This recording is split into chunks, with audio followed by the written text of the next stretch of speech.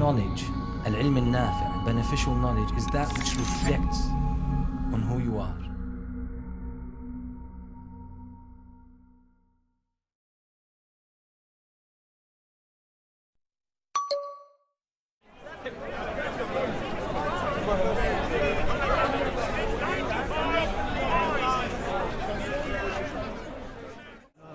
One thing for certain. I'm saying, is it still about the tenth?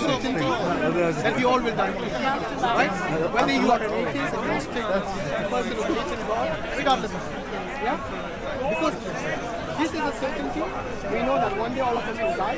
Let's say one day we die and we all become dust. Yes? Which is your version. That one day we'll perish and that's the end of it. No accountability, no nothing. No questioning in the grave or anything like that. Yes?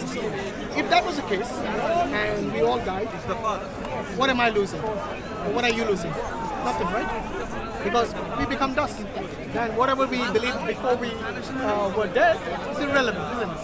Okay, now, because you see, your version, if that really did happen, then I'm not really losing anything as a believer in God. Now let's flip the coin. If there is indeed a God, and there is indeed a life after death, and there is indeed questioning in the grave, and after you die there is a new beginning, yes? Like the brother was saying, eternal life, yes? Then who's taking the bigger risk? So who is more intelligent? The one who takes a bigger risk, or the one who minimizes the risk? Oh, the one who minimizes the risk. The one who minimizes the risk. You're suggesting. This is an open forum. It's okay, brother. It's okay. So what I'm saying, look, any analytical scientist, whether you believe in God or not, they will minimize the risk always. Do you agree? Because that is the intelligent solution to anything. When you have multiple risks, you look at the option which has the least risk. I don't know if you do investment. Do you invest your money? You're too young. Alhamdulillah. Once you start investing money, you'll use this logic as well to minimize the risk in terms of your finances. See which one gives you the least loss and gives you the maximum benefit. That is called risk analysis. So you do risk analysis and you minimize it all the time. And this goes for everything. When you have a child, yes, you're going to minimize the risk, the danger to the child. Yes, I've seen many parents saying, baby on board, as if that makes a difference. I don't know why they do that, but that's not minimizing risk. That's just make feel they believe like this and make them feel good. See, that's what I'm saying. If I go by your version, then I'm maximizing the risk. If I go based on the reason. By the way, this is called Newton's Pascal's wager. This is called Pascal's wager. This is quite an interesting way to identify belief and disbelief. Because if you go by belief, like I said, if your version was true, there's no risk involved at all. Yes? But if the other way, then you're taking a huge risk. In fact, you're putting all your eggs in one basket. And that way you are now, when you die, you have no chance to come back. There's no reversal. So you don't get a second opportunity.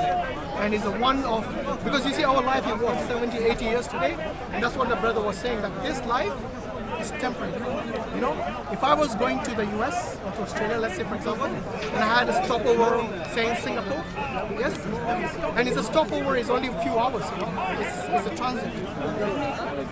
There you go. Alhamdulillah. Because I went to Australia, so I know I need to stop over there. Okay. So when you come to the UK from Australia, it's the other way around, isn't it? You're coming to the UK. Did you pack for Singapore or for the UK? Why is that? It's because the transit is temporary. We know this. It would be illogical to pack all your bag just for the few hours of transit. So you pack for the final destination. Similarly, you know, when we die, one day, we will face the consequences of our actions, whether good or bad. And we will be either rewarded or punished for that. Yes? As an atheist, I know it's not something that you believe in, but I'm just asking you, just to, for a moment, think of the possibility.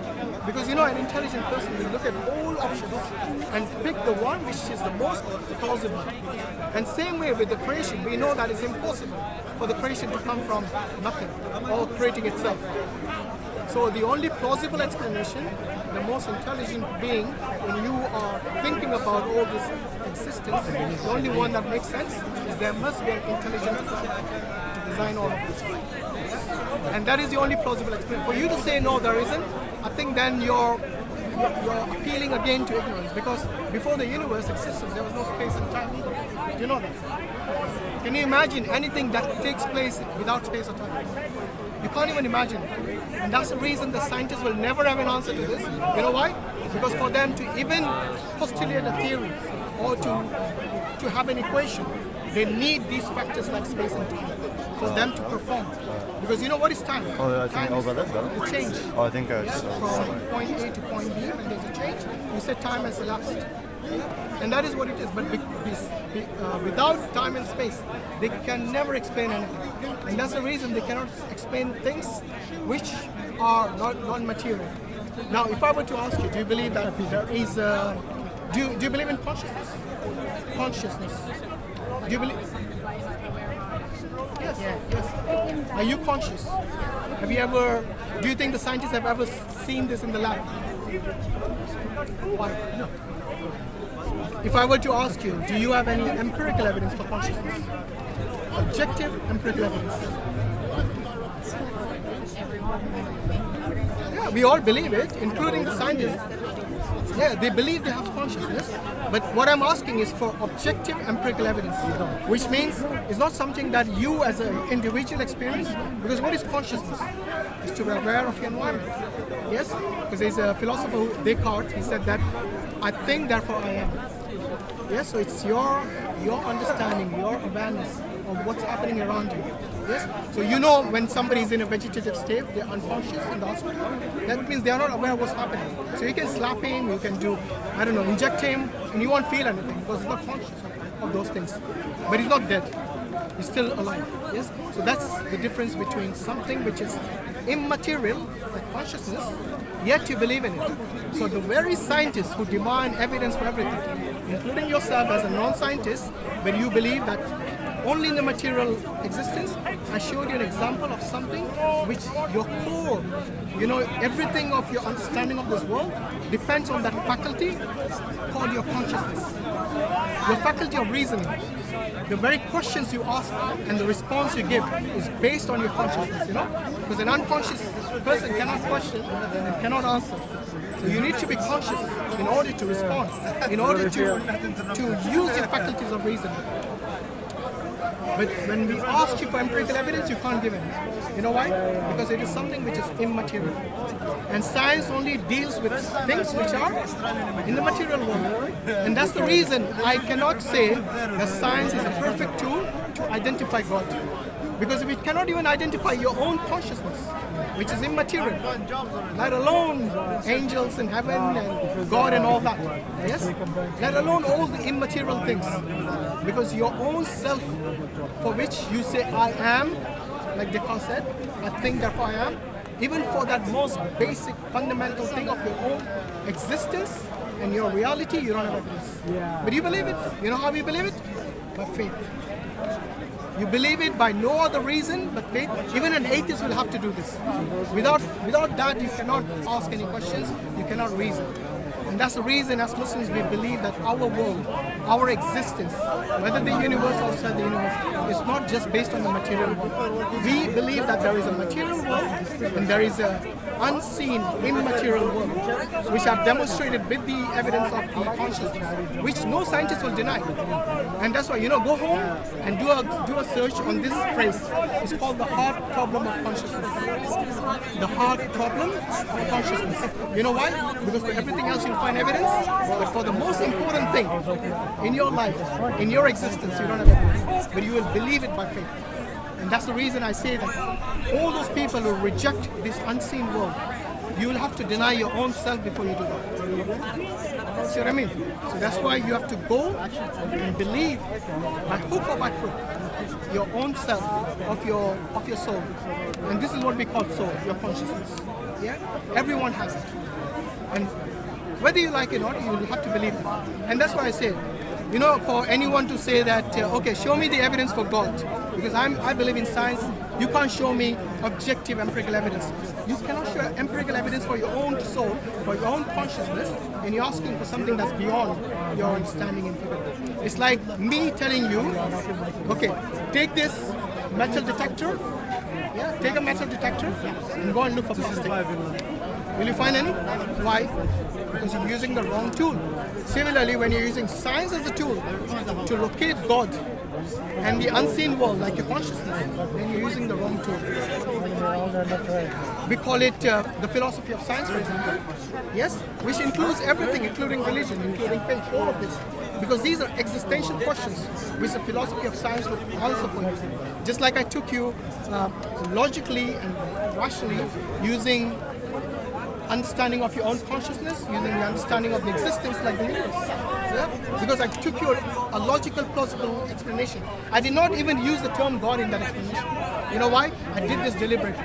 Because before I jump to that conclusion that this is God, I want you to use the faculty of reasoning, which all of us have, and then come to an understanding from a logical perspective. Yes? Because this is something for us as human beings, which we differ from the animals, because they can't reason like us. We are a special creature, unlike any other. Like in the animal kingdom, they might live and they grow up and they eat their food, they procreate, and then they eventually die. Do you think we are not beyond that? We are not about that as human beings? Yes, of course we are. If I were to ask you what was the purpose in life, what would you say? I know it's a difficult question. I see that huge shy. But this is an existential question which all philosophers, all the people who think about their own existence at some point asked. I'm sure you guys did as well.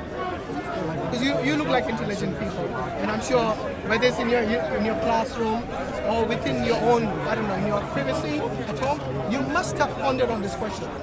Why am I here? What is the purpose of my existence? Give me your best shot. I hope I'm not putting you on the spot. Wait, let them ask. Yeah? What do you think is the... So, I don't know. Don't be embarrassed, because look, we all have reasons to live in this life. What is the purpose you think you exist? My personal view is just to make as much meaning as I can, whatever that means. And then explore that more broadly, what's the meaning for human existence. Yeah, good. Go on. How do we know? And that's the thing. No, give me your personal and the broader existence. Give me both. Well, as humans, we always want to know why, and we always want to understand and have an explanation to everything, but I think just having an explanation. So you haven't actually found the response to that profound question. It's a small question. It's a very small one line, But the answer, it baffles everyone. Because first and foremost, to find an answer itself, look, your bag has a purpose. Yeah, your clothes have a purpose. Why do you think you don't have a purpose? If such insignificant things have a purpose, why do you think you don't have a purpose? Because if you are just like animals, who are born, eat, drink, procreate, they don't even get married, do they? And they die eventually. I'm sure with that extra feature we have called reasoning and rationality, we must have a higher purpose. I'm pretty sure, as a human being, I can sense this. Can I pose the same question to you? Yeah, I'll answer, of course. Because my answer comes from the Quran. So for me, it's easy. I can actually just copy the answer. But I didn't just come to that answer just like that. Obviously, before accepting the Quran and my religion and my God, obviously I had to go through the same exercise you guys went through. I had to question everything.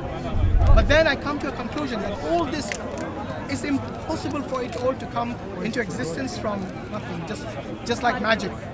Yeah, it's something which I cannot, as a human being with my rationality, accept that it just popped out of existence from nowhere. Because just like the brother asked you about the phone, or I asked you about the bag. If such insignificant things, your eye itself is the best camera than any camera in existence today. I don't know how many thousands of megapixels your eyes are, which they cannot even grasp a fraction of that. Okay? So one eye, if I were to ask you, okay, I'm going to give you 20 million, give me one eye of yours. What are you going to say? Okay? Sure. How about two eyes? 20 million, 40 million, and you live blind all your life? You sure? When I come with the scissors or the knife, you'll change your mind, trust me. Okay, so it's very easy to make this. but when you to commit to it is difficult. And we all know the value of every single organ of ours. Yes, every major organ of yours. Yes, you know it is something. Even the appendix. No appendix, actually. Even the appendix. You know, many people say these vestigial organs have no reason to exist. They are irrelevant. But the list of vestigial organs is getting shorter because as the days go by, they find out the reason. The appendix has got a lot to do with the stress. Go and look it up. So the old studies, you know, maybe in the 90s and all, it's irrelevant. Remember they talked about the junk DNA? The junk DNA. So our DNA, only a fraction of it is used. Yeah, the color of your eyes, the skin tone, the color of your hair, all this come from the parents and the grandparents and so on. Yes, but then they said that only a small percentage of your DNA is relevant to that hereditary traits from your ancestors, and the rest is junk. That is what they told us. As the days goes by, this junk DNA becomes more and more relevant. They find out the purpose of a lot of this DNA and its reasoning. The structure of it is like somebody has programmed it. Someone intelligent has programmed it. There's no way in a million years you'll say that it's going to be a perfect layout of the chromosomes and the DNA. The way it is, it's impossible. That it came about by chance. Different shape noses all around the world, it's for different environments. No, it's based on your DNA. Your environment can change. For example, if you go to a hotter country, your skin tone might change. It adapts. Yeah. Why does it adapt? The melanin and all? Because there are switches inside your own system, in your physiology, which switch on and off. You know, sometimes you find the fish in two different ponds. They're exactly similar, but over years they've changed because of the environment. It's the same fish, but it has changed the physiology. So when you look at it afterwards, they look completely different fishes. So what the scientists realize is that within the DNA, there are certain switches which switch on and off. So it was already programmed in you for the switches to switch on depending on the circumstances and the environment. Isn't that beautiful? The DNA code is so beautiful that it is already programmed in you that these changes can take place and you can adapt to your environment for yourself to adapt for, obviously to make sure that you exist now in an environment which might be not easy for you before those changes happen, but now it becomes easy. So what I'm saying is that all these things are programmed in you, and there's no way anyone who has studied the DNA will say that this is just out of by chance, random. There's no such thing. Anyone who has, you know, there's a saying that if you know science, you become an atheist. But if you know if you know science in depth, then you become a believer. You know, the saying is a sip from the glass of the natural sciences might make you an atheist, but at the bottom of the glass, God awaits. So it's like the more you study, the more you realize that this is no way this is by chance. You know, Quran talks about science. Have you ever read? Without Quran, science wouldn't exist. Many things now they found out from the Quran. So now you tell me we believe Quran is the word of Allah, the word of God, and scientists now approve the Quran, which Quran talks about science.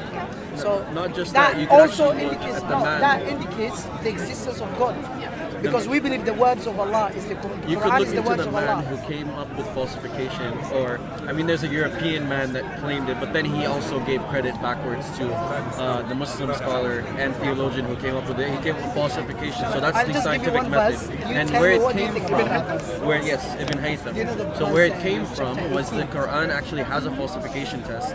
And this falsification, like the idea of falsificationism was so deductively and just rationally so useful. He then started applying it in his scientific endeavors as a scientific method. Because by the way, scientific method isn't something that's standard; it's changed over time. So But anyway, falsification. let's not go too much into science. The reason for that is because the Quran, by itself, it says there is a book of science, not science. So there might be things in there which the scientists might have discovered.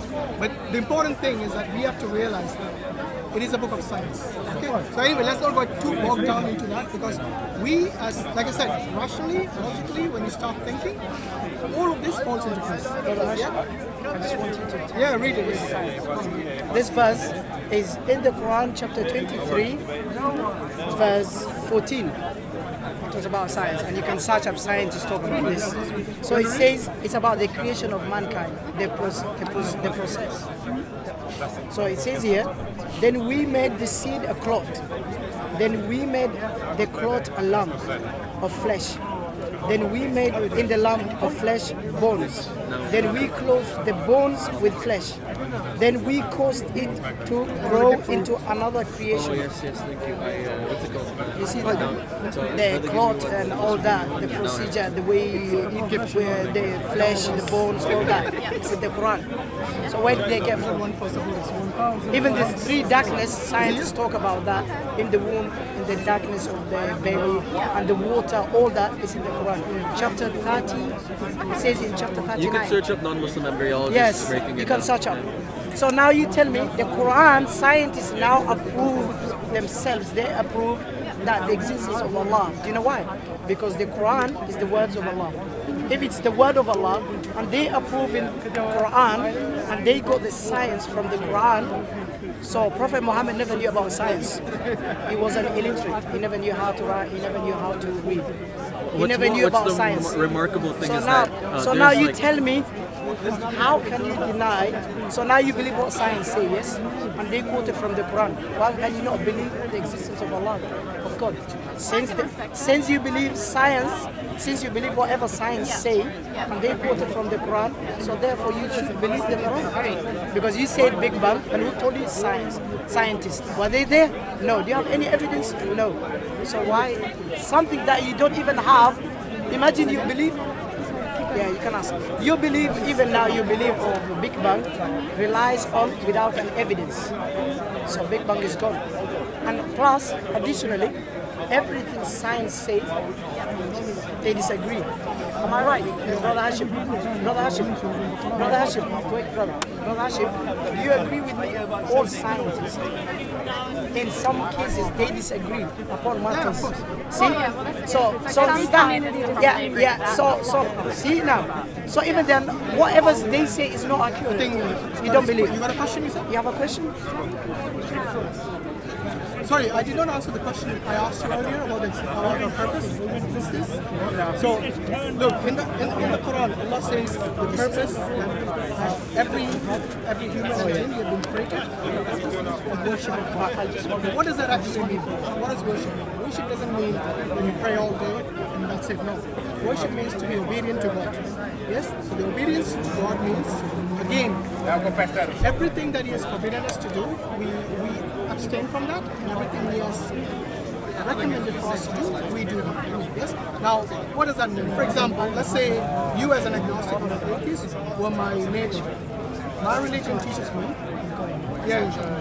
my religion teaches me that I have to respect my neighbors regardless of the faith or lack of faith for the other than myself. And this is something that we have to respect as Muslims. We have to respect our neighbors. Doesn't matter what background they have, belief or disbelief, doesn't matter. So I would not be a Muslim. In fact, I would be a bad Muslim if I One advice I'm just going. And inshallah, if you go and read the Quran, you just read one verse, and you don't read the rest of the Quran, you will not understand the Quran. So let's say you can come to cross like a verse that talks about during the battle. So do not assume it says about killing the non-Muslims. Some verses it tells us, like chapter 60 verse 8, Allah tells us do not kill, you have to give peaceful the non-Muslims if they incline peace. So do you understand now? So if you read the verses, I'm just saying the context basically. Yeah. Okay. Alright, Thanks so much. Yeah.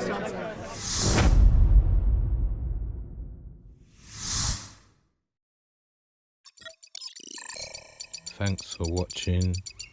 Please remember to like, share, comment and subscribe. Assalamu alaikum wa rahmatullahi wa barakatuh.